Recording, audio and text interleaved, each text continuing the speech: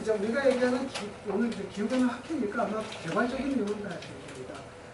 지금 현재 기후변화 체제에서의 큰 변화는 교토의정서 체제가 파리협정 체제로 변하고 있다라는 부분을 보여줍니다. 여기서의 교토의정서 체제는 이제 보시는 바와 같이 2020년을 향해서 바로 올해입니다.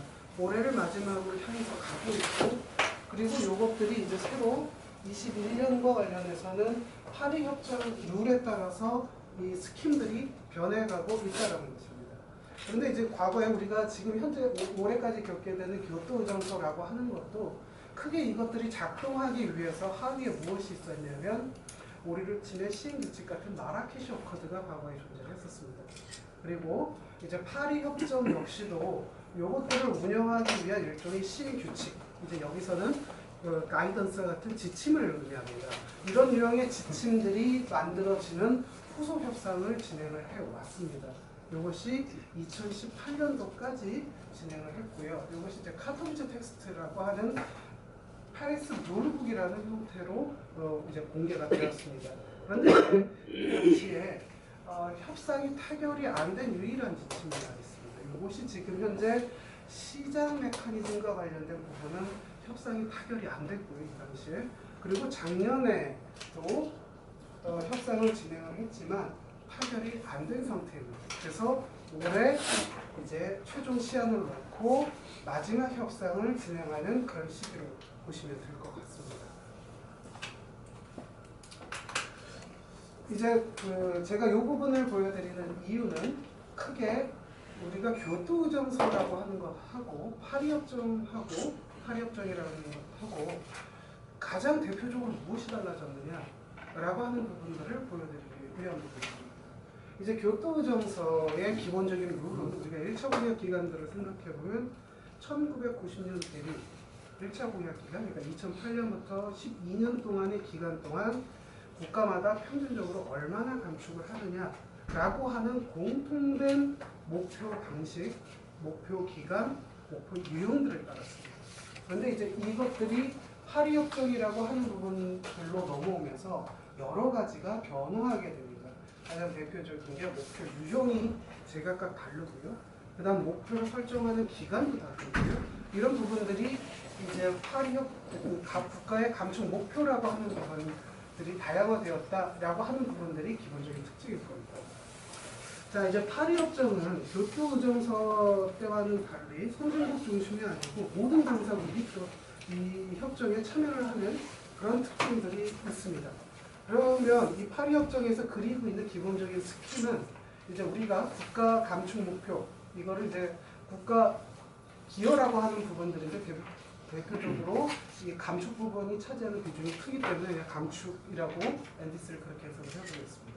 여기서 얘기를 하는 것은 무엇이냐면 파리협정의 궁극적인 목표인 2도C 목표를 달성하기 위한 감축을 얼마나 해야 되느냐를 협상하는 그런 내용이 다릅니다. 그러니까 일종의 파리협정의 환경적 측면을 강조하는 부분이 되겠습니다.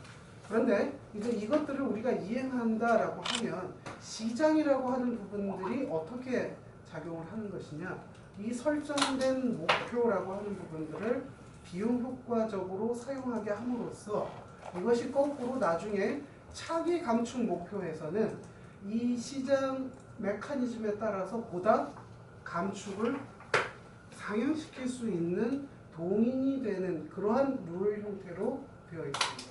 따라서 이 시장 메커니즘의 지침이라고 하는 부분들은 파리협정의 어떠한 경제적인 측면을 설명하는 그런 부분들이 된다라고 보시면 될 것 같습니다.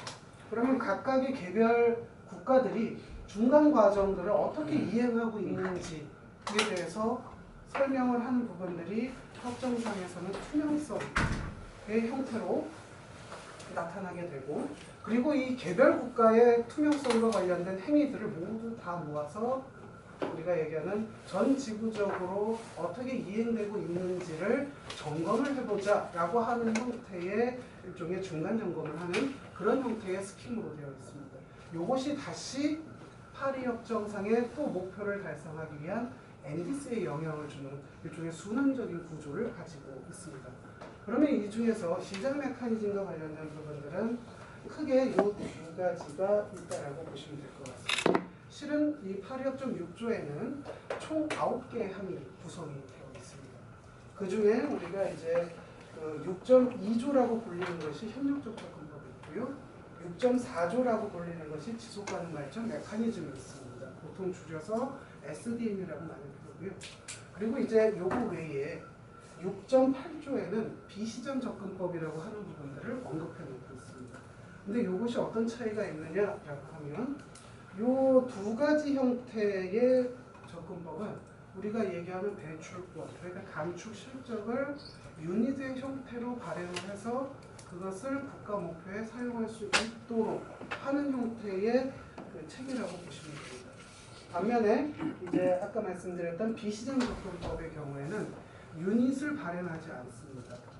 그러니까 여기서 얘기하는 부분들은 이제 주로 개도국 입장에선 재정이나 기술 지원을 전제로 한 감축 또는 적응 활동의 촉진을 목표로 하는 것이 비시장 접근법입니다. 그러다 보니까 이제 우리나라의 입장에서는 시장 메커니즘을 사용한다라고 하는 것들은 유닛 여기서 발행된 감축 실적을 국가 목표에 사용하는 것에 초점을 맞추고 있습니다. 그러다 보니까 이 두 가지 유형의 좀 더 많은 관심을 가지고 협상을 진행하고 있다라고 보시면 됩니다.